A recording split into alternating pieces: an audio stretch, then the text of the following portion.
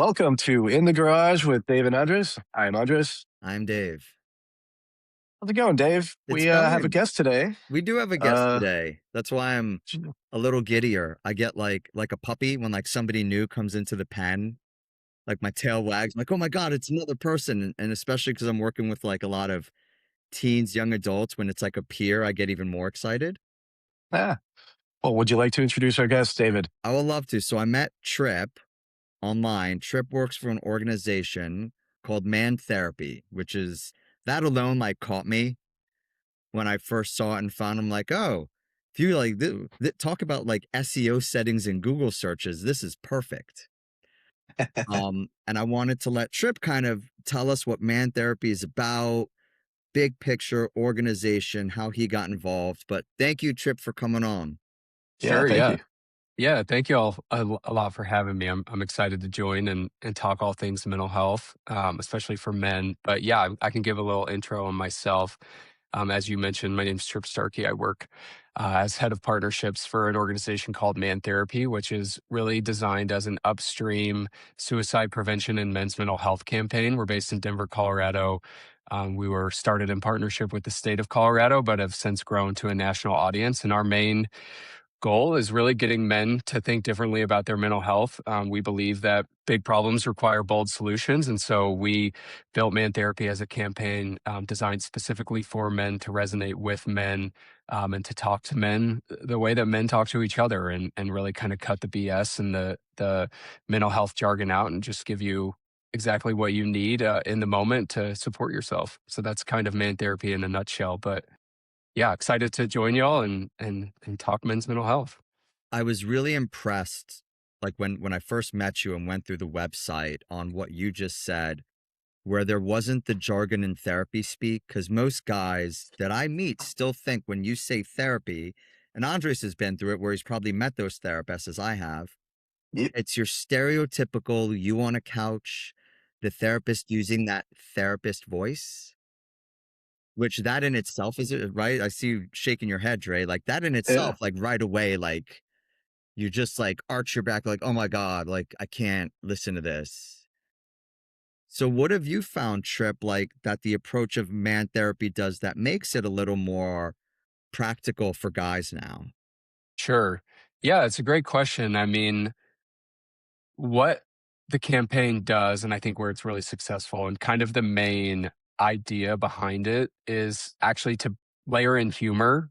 So we aren't afraid to poke fun at men, to poke fun at traditional male stereotypes, while also leaning into the ways in which that men talk to each other, right? So, someone like me, when I was younger, especially, was like very apprehensive about engaging with mental health. Didn't even necessarily know what mental health meant, like how to engage with those kinds of conversations. What Man Therapy really is trying to do is kind of take that, not necessarily even just the stigma, but just take that kind of top layer that makes mental health unapproachable for men and kind of peel that back, get men laughing, get men thinking a little bit differently. And then when we are able to engage with men in that way, that's when we start layering in that information, right? Like that is really helpful about things like depression, anger, anxiety. You can make a man laugh about his anger, right? And like really lean into metaphor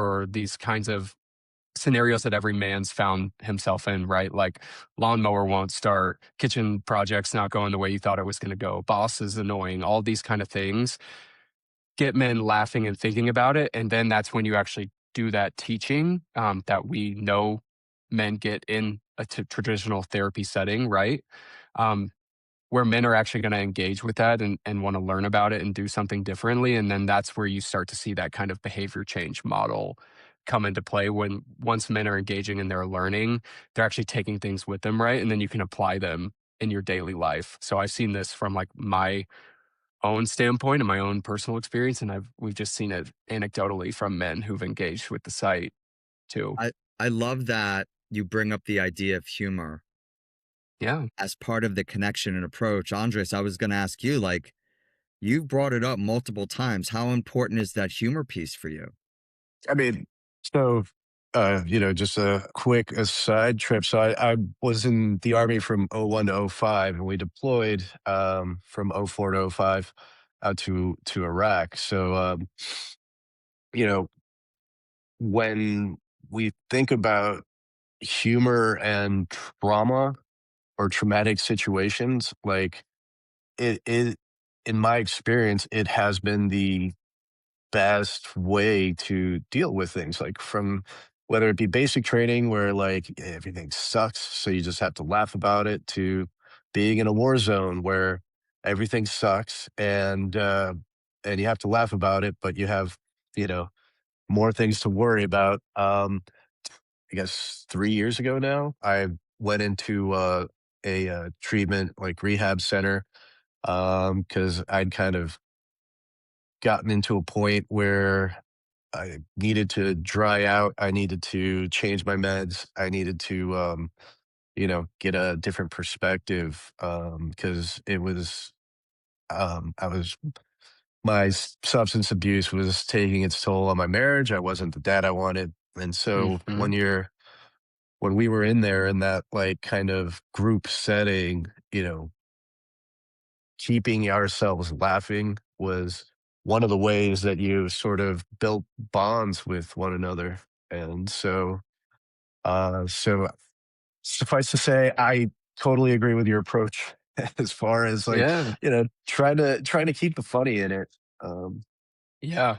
Yeah. Have That's you awesome. found Trip also like, sorry, I was just gonna say, like on top of the humor, what else have you found with man therapy, like where you're getting the guys that don't go the traditional route Mhm. of, oh, like I was referred to this therapist and I called and had an initial appointment. And a lot of times the first person they meet, they're like, yeah, I didn't click with them, and then they stop. Sure. What have you found, or what are clients or people coming to you saying like, yeah, like this really sets you apart. Like I really like that you guys do blank. Yeah.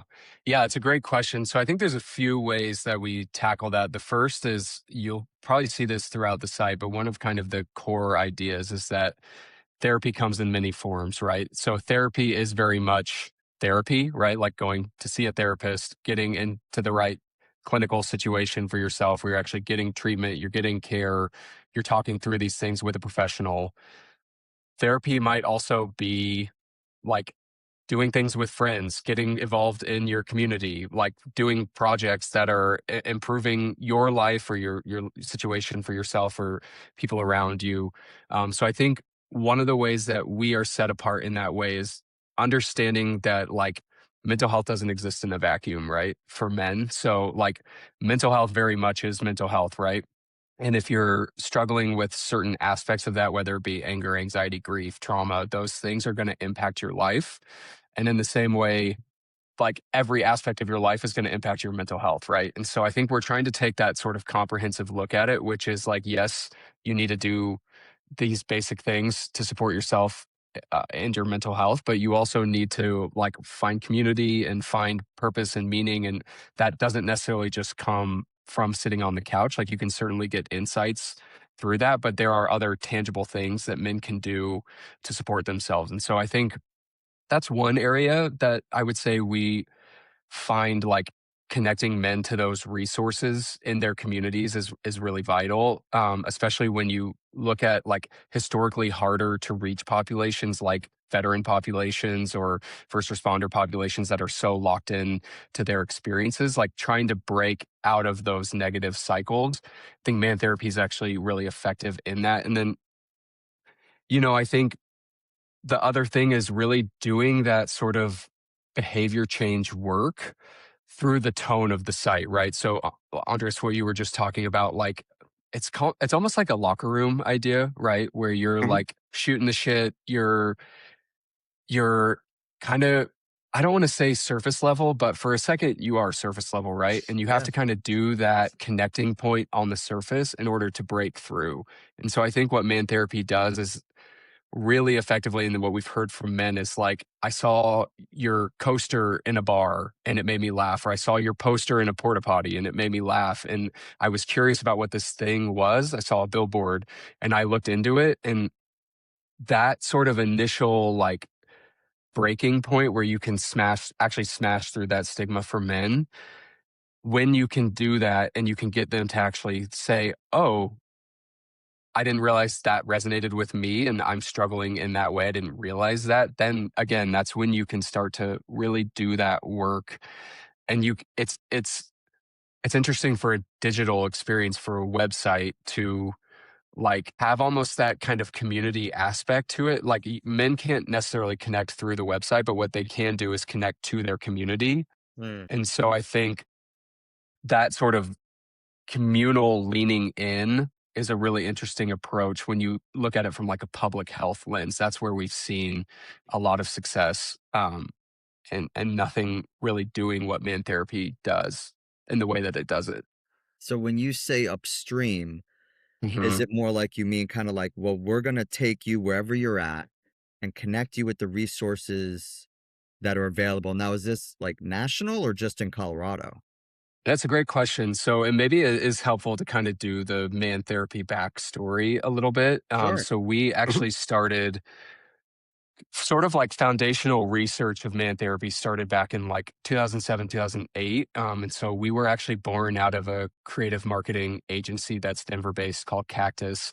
And they had a long history of doing this sort of belief and behavior change work through creative campaigns. And they were really successful at it. And so the Colorado Department of Behavioral Health and Environment's Office of Suicide Prevention reached out to Cactus founder Joe Conrad and was basically like, we have an issue of rising male suicide rates in our state on our hands, and we are looking for creative and innovative ways to address that. And so they teamed up, did a bunch of research, brought, suicidologists, mental health experts, clinicians, marketing experts together to really try and crack the code on why men are not reaching out for help. And what we found was that there was nothing that existed from a almost like public health lens that actually was doing the work to connect with men. So if you look at your traditional mental health marketing, it's not really male focused. It's not really going to resonate with that population,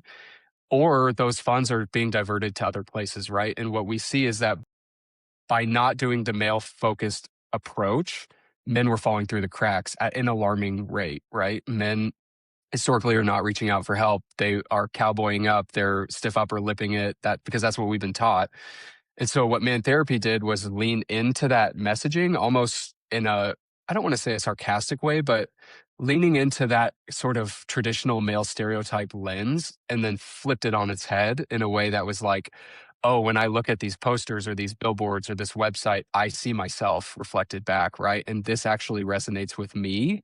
And so we built Man Therapy in partnership with the state, but has since grown to a national audience, an international audience. We've partnered with everyone from individual states across the United States to countries. We partnered with Australia for a little bit, and what we've seen is that this information model where you can leverage creative campaign, digital experience to get men to actually think differently, do something. So take our head inspection, which is a free mental health assessment, read our Gentle Mental Health 101 content cards where men can get like a basic understanding of things like depression, grief, trauma, resilience, thriving, all these different topics. What we could also do was build in these state level, county level, and then national resources alongside those things. So when men are exploring topics like depression, anger, anxiety, they can actually get connected to resources in their community through man therapy. So you guys would be a great first step, right? Like step Essentially. one Hmm. would be like, go here, Yeah, here's the resources, find like where you are state wise. So I guess there's like the different resources, mentorship, if I remember correctly, sure. finding experts, therapists, counselors, Hmm. mental health professionals. Yep, What else are you kind of finding is really useful and helpful that you connect guys to that? And I'll ask you a little later because I know you've done data tracking on this, sure. where you've seen kind of a pre and post, like, oh, when they're connected with A, B, or C, the results, they're pretty good. Like the data shows that this is pretty effective. Yeah, it's a great question. I think like where we are most successful in terms of like a resource connection, if you think of if you think of mental health as a sort of continuum of help seeking, Yeah. we're really successful, like you said, in that kind of early, like pre-contemplation of, to put it in layman's terms, like men who are like, something feels a little off, like things aren't humming like they should. I'm not sure what this is, kind of a thing. Or like men who are starting to get curious of like, hey, I've been blowing up on my family a lot and this doesn't feel good. Or, I don't have the same kind of pep in my step as I used to. Household chores are kind of falling by the wayside. I'm not doing projects. I'm not really thriving anymore. This sort of like, I need to kind of take a look under the hood idea where we're catching men upstream of crisis. That's where we're really successful at not only our sort of creative resonating with that population, but actually getting men to take our free head inspection. So it's a 20-point head inspection now. It's based on your kind of traditional clinical like evaluation models, but it's really user friendly. It's free. It's anonymous. It's confidential. Nobody's tracking you on the back end. And what we found is that men will answer those questions really honestly. And then our data, to what you were just alluding to, really shows that when men engage with man therapy in that way, we're actually really successful in curbing like uh, poor mental health days and actually reducing suicide and suicidal ideation risk in working age men.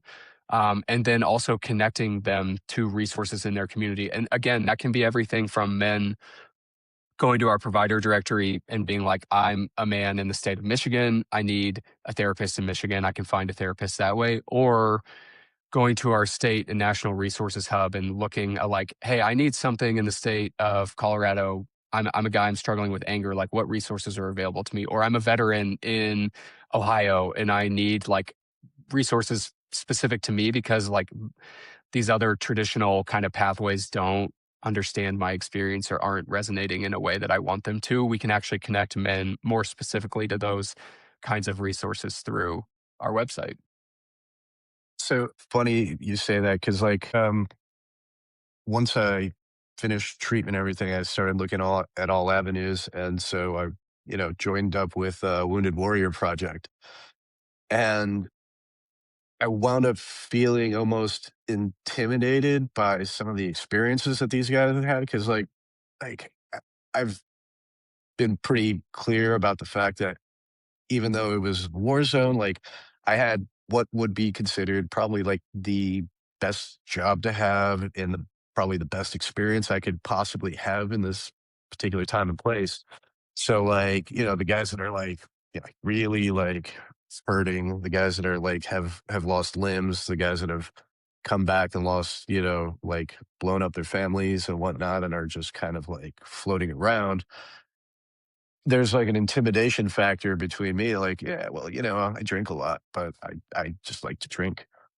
Sure, And sure, so while everyone's very supportive, like for me, like it felt almost like disingenuous because like, I didn't have necessarily that connection to like severe trauma. sure. And so I guess, where I was going with that is do you have like say guys like me, like in the program, like at a big enough 100%. clip that are like, yeah, like the other stuff is a little much. I need something like a little less, than Yeah.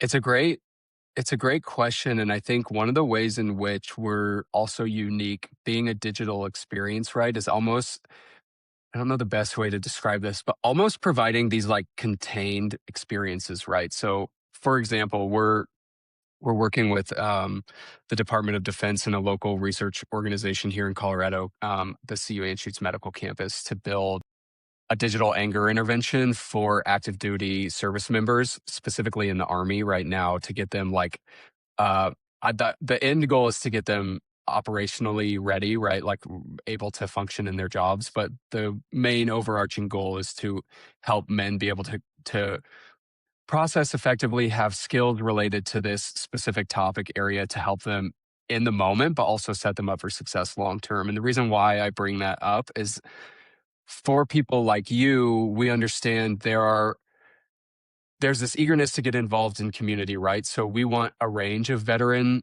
like population resources that are available to men in specific areas, specific communities, because maybe one may not be right for them, but we want to men to have the encouragement to like explore different avenues that and then find the one that's right for them, right? So Mhm. how we do that is like topic filtering. So if you're looking for like specific like substance use resources or anger resources or anxiety resources, you can find those ones specifically.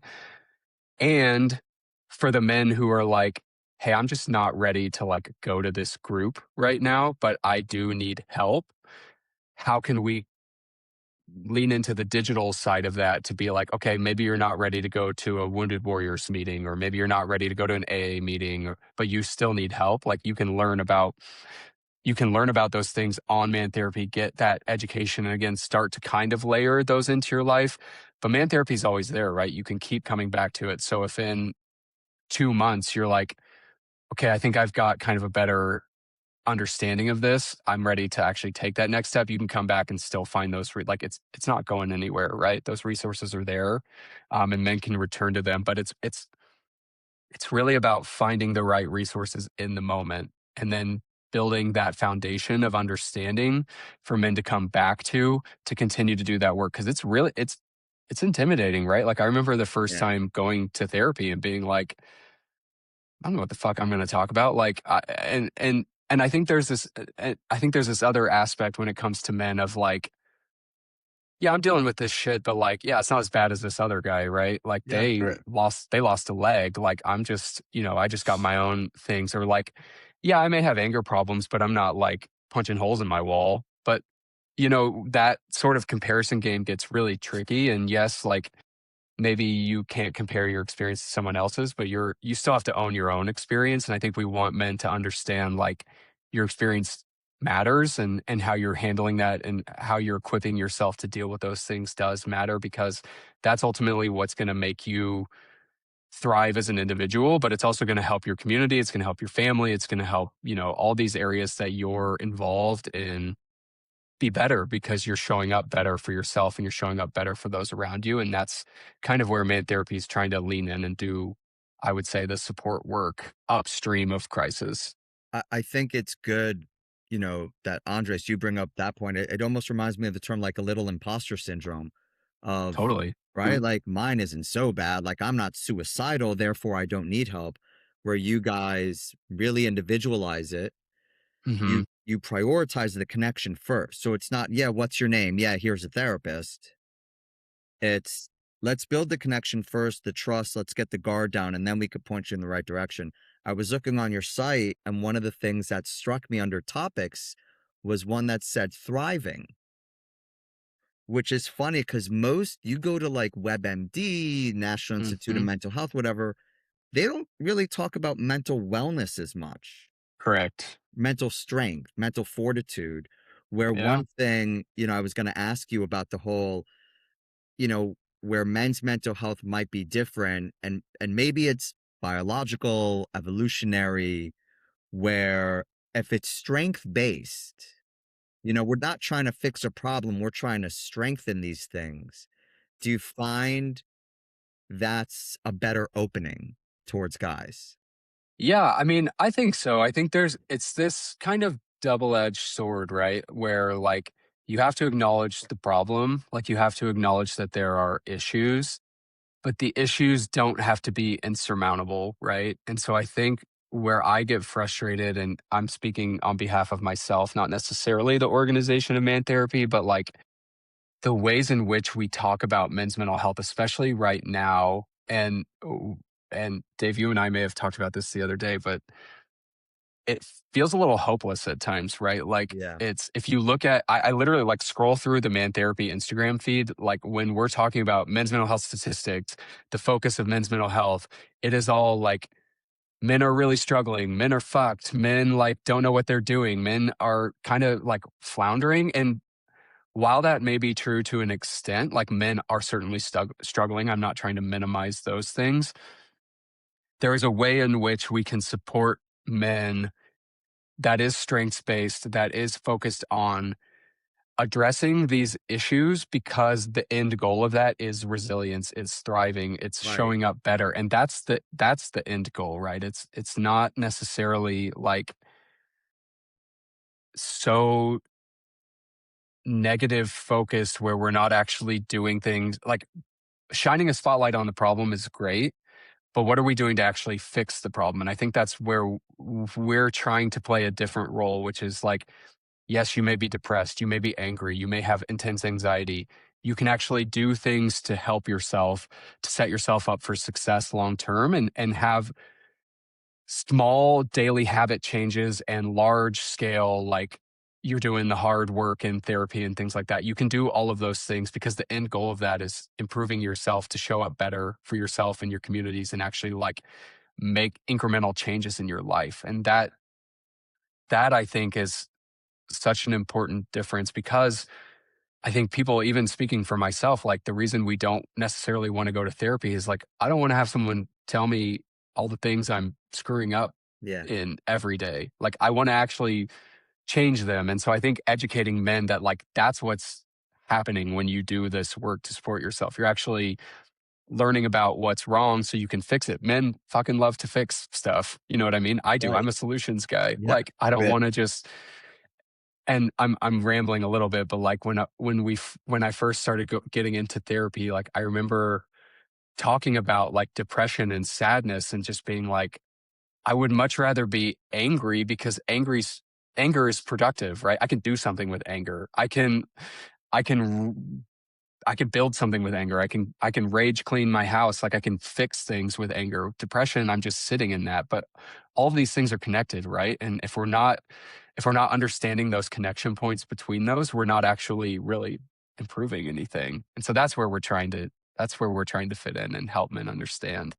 I like to think of what you guys are doing and everyone I work with. And I've told you, like, I'm a therapist. I work with, Sure. a lot of the younger population of guys, but I got plenty between 20 and 30. And I Hmm. put almost 90%, if not more, of my effort and energy into prevention, Hmm. which I love. And Dre and I talk about this often. Like, we always look at things big picture. Like, we love thinking of things in terms of historical and Sure. connecting the dots of like science and psychology and history and all of it, where more often than not, prevention is going to be more cost effective. It's going to be a little bit easier. Um, it's going to be less stigmatizing, unfortunately, for the short term. So I always joke with the 20-year-olds, I'm like, it's a lot easier to prevent cancer than to treat it. Once you get cancer, it's a shit show. Like, and I don't know, like, this might make it worse, like, this might not. That's why I love the idea of like, oh, if you want to kind of strengthen up these skills, a lot of what, and I was going to ask Dre too, like, when you were in any kind of treatment, were you getting actionable things? Like, I use a difference, like, there's talk therapy and then there's do therapy. Were you, Dre, given things like, here's what you need to practice every day? Here's what you can do, whether it's going for walks in the morning or you're going to practice like 3 times a week connecting with friends because that's part of your like self care or treatment. I don't know if we were given that much to do so much as what I've gotten are the tools to kind of ask myself and check in with myself, like, "Hey, how am I doing?" Like I can tell you right now, like right now I'm in a state where I feel kind of stuck, right? Like, I'd like to do things, but I don't feel like I have enough time, and somehow I like, even though I'm a stay-at-home dad, like, I don't have any time. And it kills me because I want to, like, actually be more productive and whatnot, and so when I get like this, it's time to check in and think about, like, "Okay, how do we I've got my finger on the problem.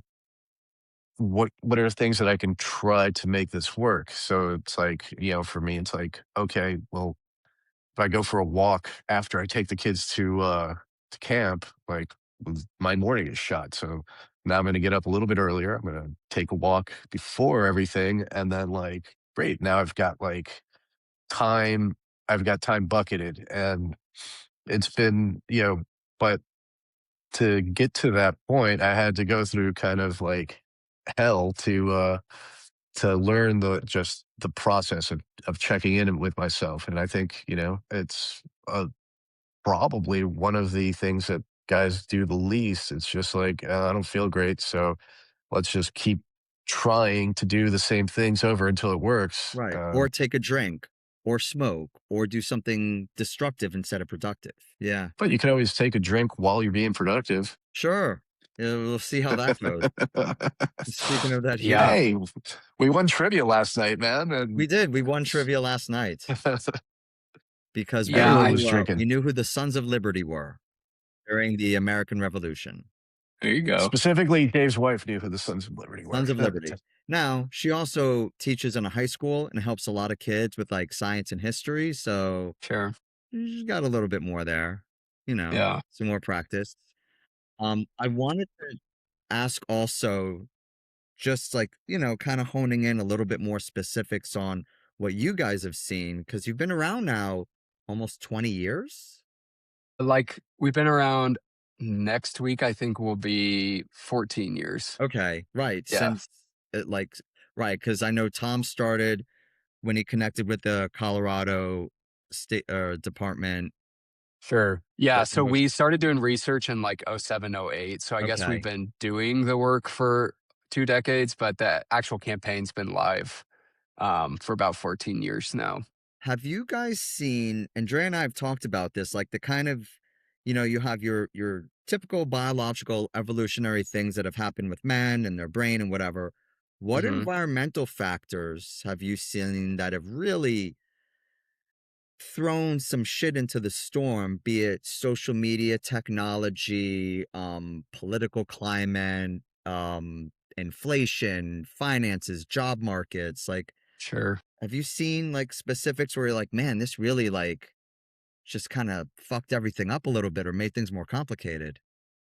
Yeah. I mean, I think that's an interesting question. Like, the interesting thing about a campaign like ours is, we try to kind of stay agnostic of like politics and things like that from a external lens, right? Like, we're not leaning into like making fun of one side or the other. We're just trying to get men connected to care, right? I think what would be interesting to point out from like I guess thinking like organizationally that has kind of thrown a wrench in things is just in our country through regime changes, like what the focus of mental health support Mm, has been relatively inconsistent.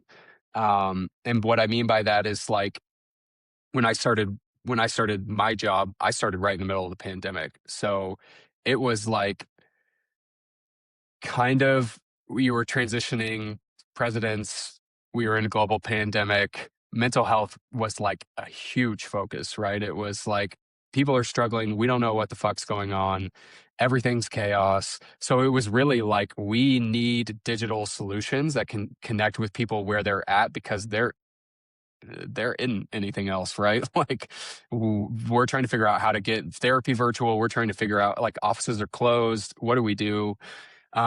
And then, the pendulum swings, right? So it's swung back and mental health funding gets cut, but the yeah. problems persist, right? And all of these broader landscape issues where the world is in turmoil and it doesn't necessarily feel like any of that is slowing down anytime soon persists, but we're putting a squeeze on funding, we're putting a squeeze on support. So getting the tools into people's hands, I think has never been more vital, but also what we know is that when turmoil hits, that mental health friction hits equally as hard, right? And so when you look at job markets, like job insecurities, looking specifically at industries that where like male populations are highest, right? Thinking like construction, agriculture, extraction, oil, gas, like where there is a heavy uh, prevalence of mental health acuity and like substance abuse and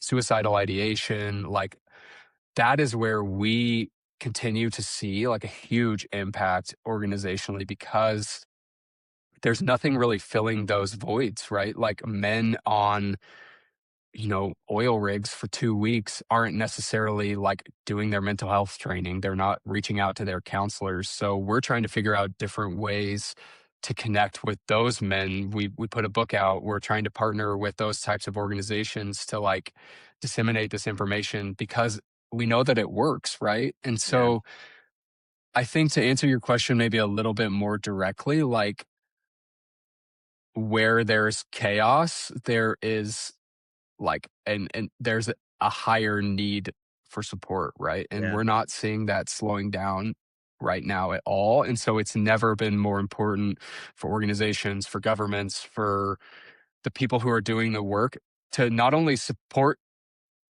the people in their communities, but to also support the people doing that work, right? Like we have partners at the state level. We have therapists that are like trying to grow their practices. We have nonprofits that are trying to fill these gaps where funding's been cut. And it's like, we need help collectively. And these organizations like us who are doing these unique things that can resonate in a unique way, I think really can fill a lot of those gaps when we're implemented correctly and when we have that foundational partnership. So I hope that answered your question. It does. And I was gonna ask Dre because what I'm hearing a lot of when I think like when there's these changes, when there's these kind of you could call them outlier events or tipping points to kind of steal from Malcolm Gladwell. A Sure. lot of people now, and Dre's background is in IT. I'm talking to all these guys, our age group, even a little younger. They are freaking out about AI possibly messing with their potential career and their salaries and all of it. Are you hearing anything, Dre, from people that are like, well, my generation was told learn coding, learn web design, and you'll be fine. Do like graphic design, do whatever, and you'll always have a job. And now I'm getting these 20-year-olds are like, I can't like you can hire someone for $50 to make this thing. Like I have to completely shift what I'm doing. So they're freaking out a little bit. What are you hearing, Dre, in your field? Because I know that's kind of your background. I mean, from the get go of me like working in I did basically business IT consulting back in the day. And I mean, there was always the threat, right? Where like you come in, you say, we're going to fix your problem, but it costs $200 an hour for these guys here sitting in the US, or it'll be $20 an hour if you want to like hire the guys in India. They'll work remote, but they're on different timetables, but we can get them on your schedule. And quality of work might not be the same. You know, it was always a struggle for them to be like, well, obviously we don't want the $200 an hour guys. Like, what are we going to get for that? And it's like, yeah, well, we'll see. But my wife now works as sort of someone like we make the joke that she's basically a pimp because she staffs these projects. She works for a consulting firm, and like her job is to sell her firm and then staff it with people. Um, and As long as so the there's people's names aren't like Destiny and Chastity and Mercedes, yeah, then well, those are only 50 an hour, but like right. they're cool. They're Okay. cool. Um, But sorry to so interrupt. Yes, she's no, staffing them. no, but like there's fear, right? And it's less of there's a whole bunch going on, right? Where these companies that are like the big time companies, like the IBMs, the Oracles, the Google, they're taking so much money and investing it into AI research and whatnot that it's not necessarily that AI is replacing people. Right. It's that they're just laying everyone off so that they have more money to invest in AI with the hopes that eventually AI is uh, going to be able to replace what they lost.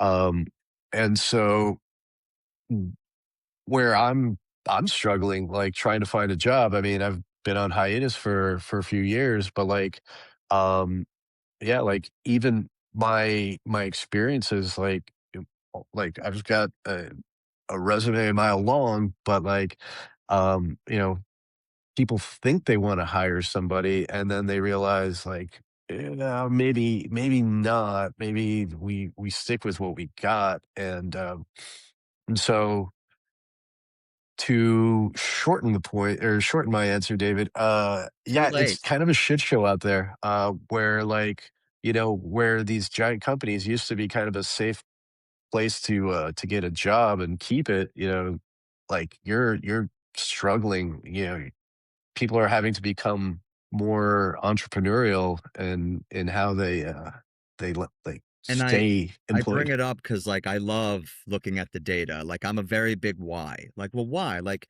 we've had this before. We had the Industrial Revolution that, like, screw up a bunch of things. We had the Depression. We had guys coming back from World War One with PTSD. Like, we've had a lot of this. .com burst. Right, right. Like, Mhm, the 2008 housing crisis, like COVID, yep. like all these things. Mhm.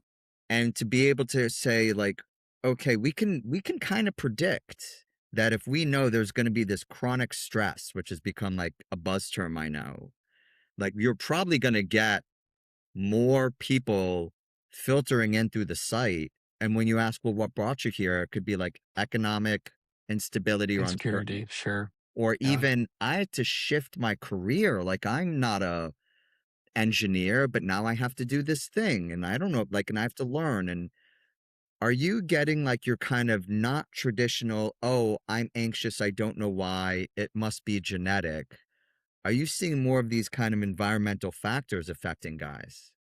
Yeah, it's interesting. I think when you look at, like, for example, a Google Ads, like, search campaign or, like, terms that we're actually seeing people come in on, and I think what we're starting to see is, like, more hyper specific issues that when you talk about environmental factors likely being at play, like, for example, one of our highest volume like search terms last year was about ADHD. And it's likely making an assumption, again, not an expert and not like necessarily drilling down into that data, but like it's likely things like social media burnout and like inability to focus because there's too much code switching throughout the day is likely impacting people's literal brain chemistry in a way that allows them to feel like they are unstable or like not able to focus in the way they need to focus to show up well. I mean, I experience this at like the end of the day with my son, right? It's like I've been going 90 miles an hour all day. I've been code switching between dad mode, work mode, husband mode, like Yeah. trying to talk to my friends. I just want to sit and like scroll for 30 minutes. And then it's like you feel like you're going haywire. So I think there's things like that. I do also think there are like a few things that we see from just research we've done and that like were resonating surprisingly well with like younger populations. I think probably because younger populations are more versed in like mental health language and more likely to be seeking that out. Um, and then we also know that like man therapy is being passed along, right? As like a resource where I can't tell you how many people like I've had people text me, talk to me in public, like, can you send me the link? Cause I'm going to send it to my brother or I'm going to send it to my husband because they kind of need this entry point. And I think what our data really fundamentally suggests is that like where we kind of, I don't want to say live and die, but where we see resonance or not is whether or not people think there's space for humor in mental health, in the mental health conversation. If like cracking a poop joke about meditation is going to resonate with someone or not, like those kinds of things. Um, and again, like our research shows that like 7 out of 10 people find that that is worth it and it's funny and it's an entry point. Is a perfect place to kind of like that's a good climax of like the whole idea, right? Like what sets Sure. you guys apart. We're 7 out of 10 guys. Yes, like I think I told you, like Andres, I like we've had our same friend group for like over 30 years. You can Yep. imagine what the humor's like and the Oh, inside sure. jokes and all of that.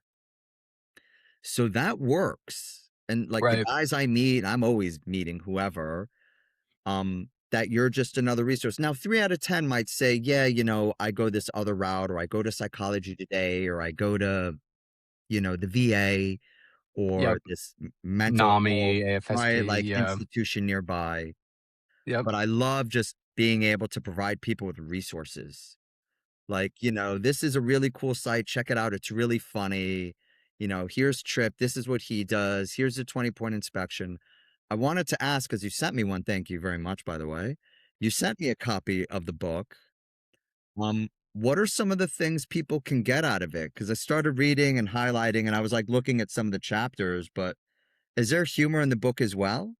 Yeah. So we partnered with a really awesome publishing house based in the Bay Area called New Harbinger. They've been doing mental health books, workbooks, like across a range of mental health topics for decades now. And so, what initially kind of started as a conversation with them around like how to get their tools in men's hands ultimately became like, how do we build something specifically for men? Kind of what we've always done in man therapy. Like, let's take what you do best, what we do best, join forces, build something specifically for men. And so, what our book is really it's a down and dirty X's and O's men's mental health 101. Yeah.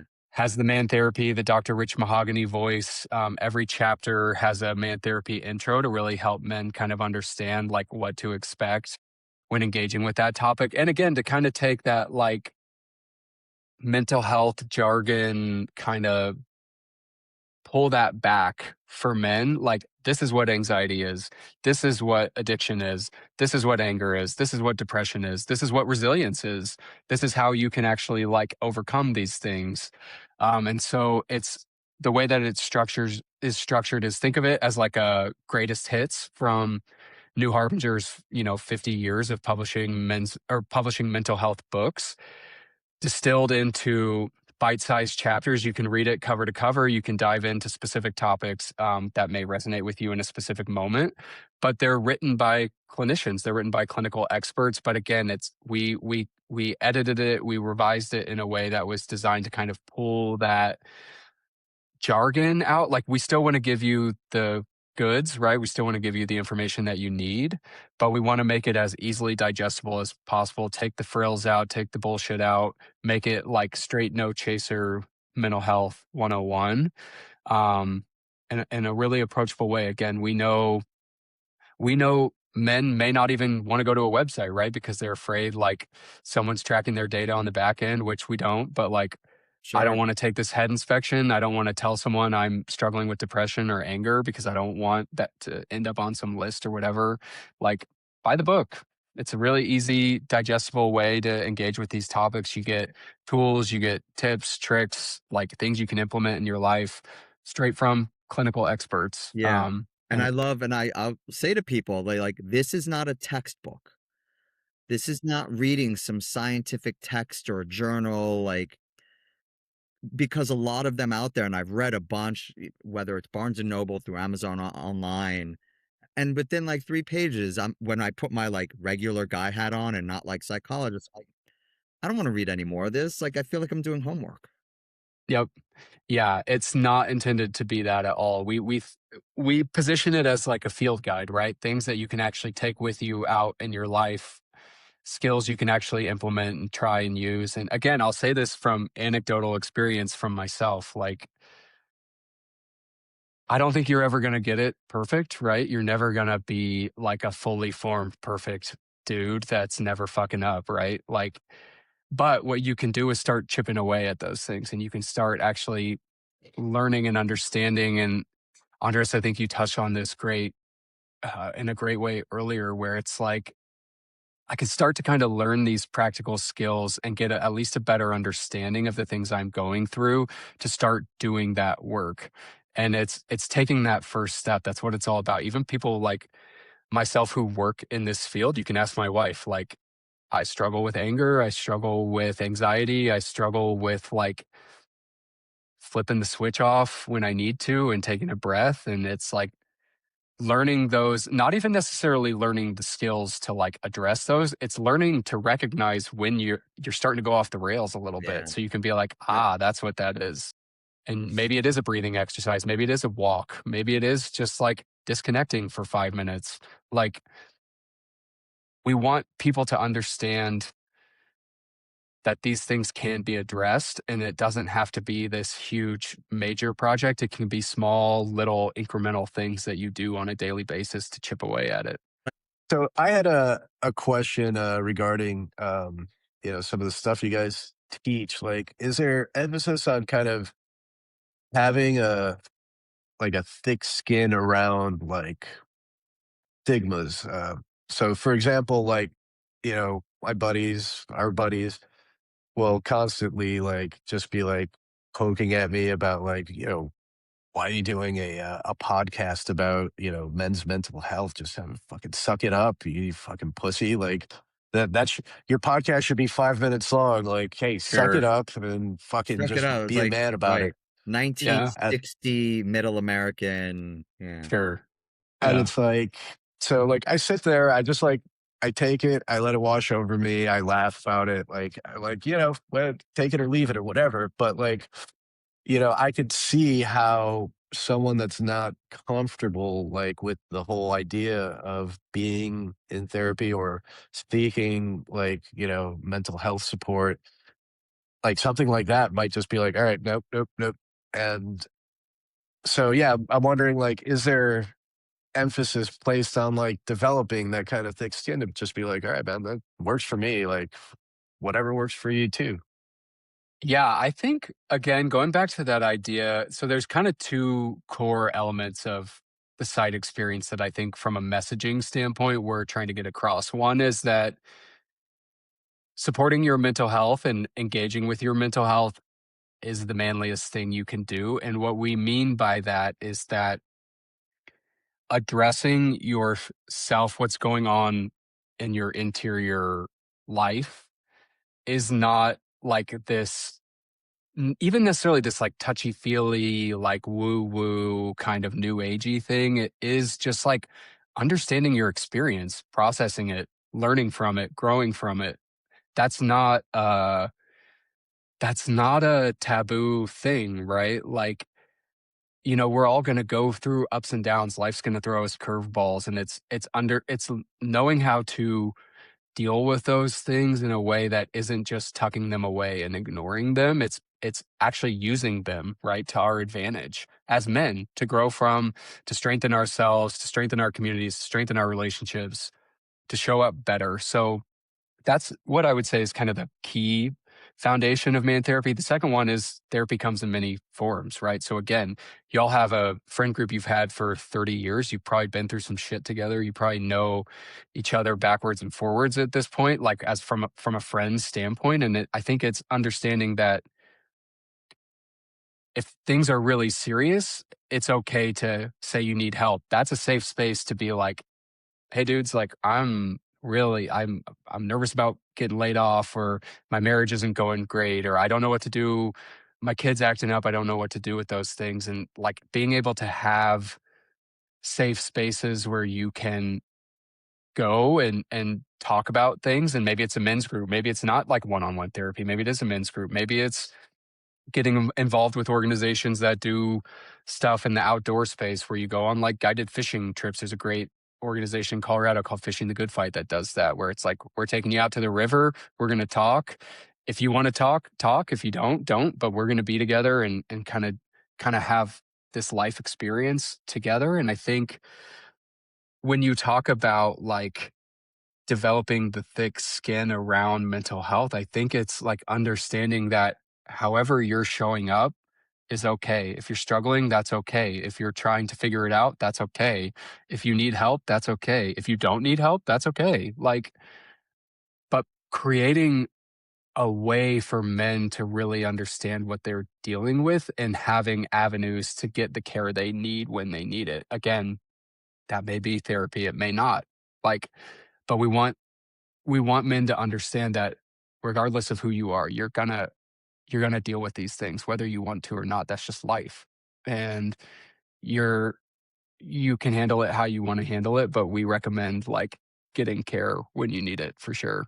I say to the people I work with all the time what you just said. So that is my like therapy comes in all these different ways. It's not you on a couch spilling your guts and that's it. Where the kids I work with, I have, 18, 20, 25 year olds. And I tell them, like, your therapy, like, it's funny when they discover and they connect the dots. Like, you mentioned it just now. Like, your therapy is when you and your two buddies from college get together on Fridays and you go to the pier and you fish. That's part of your therapy. And they're like, well, what do you mean? I'm like, it's serving all these purposes. It's doing all these great things. It's connection, community, being outdoor, feeling accomplished, being mindful and present about what you're doing, not being stuck in your thoughts and judging. And like they start to see after a while, like, yeah, the next like few days, everything was okay. Like I felt pretty good. I'm like, yeah, because you've been doing it, that's part of your therapy. Like that's your self-care. Right. So I Yeah. love the idea of It's man therapy, identifying that and realizing like it's not the traditional idea of you sitting with the therapist across from you one on one. yeah, it's like it's training, right?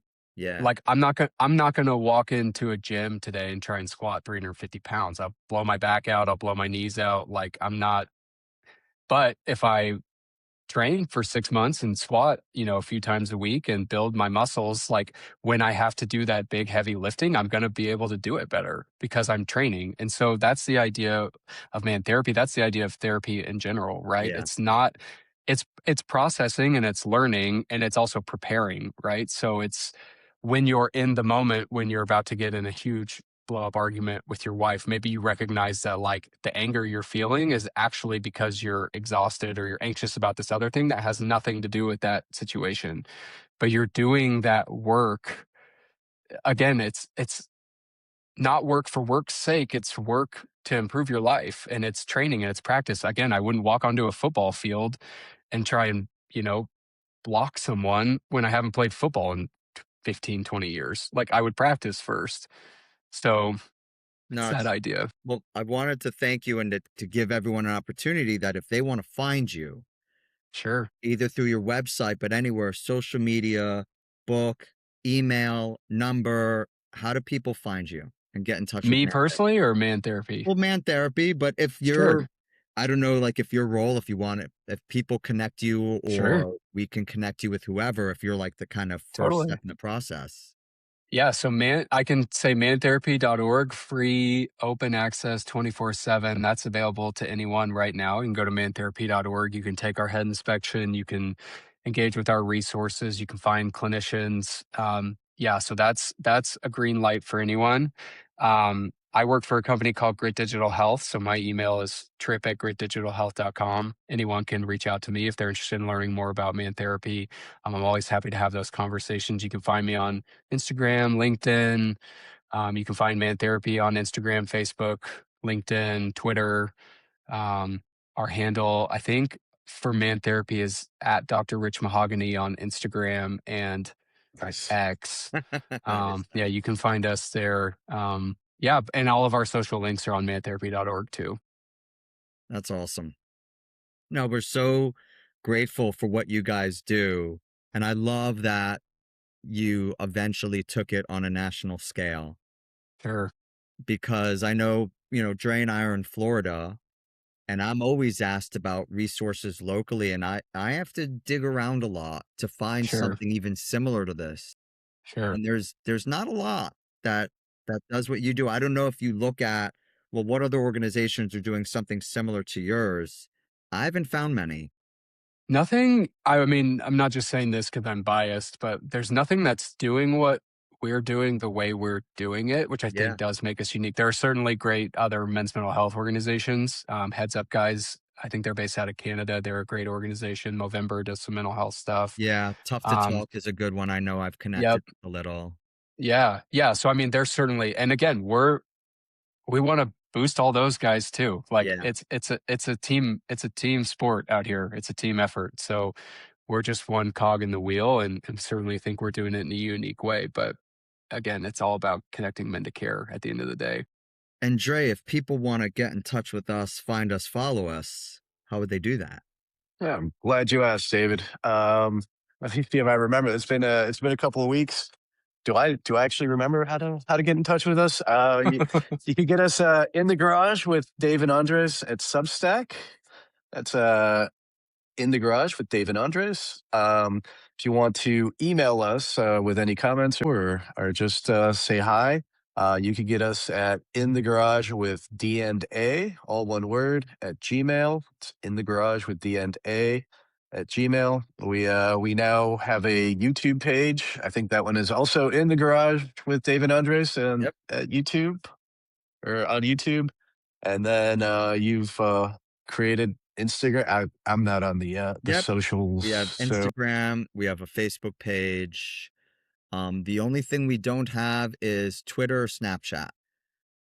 But everywhere else, we have a pretty good digital footprint. And well, I mean, yeah, Snapchat's the thing still. that's Cool. I think that's still a thing. I'm showing my Yeah. age. Yeah. It's still around. It's still All All around. right. Yeah. But I think that one's just for sending dick pics. I'm not sure. Right. Like, Pretty. I Don't thought that recommend was it. what We don't AOL recommend that. AOL was for sending. oh, AOL A/S/L. That No, was my pickup. AOL. Right.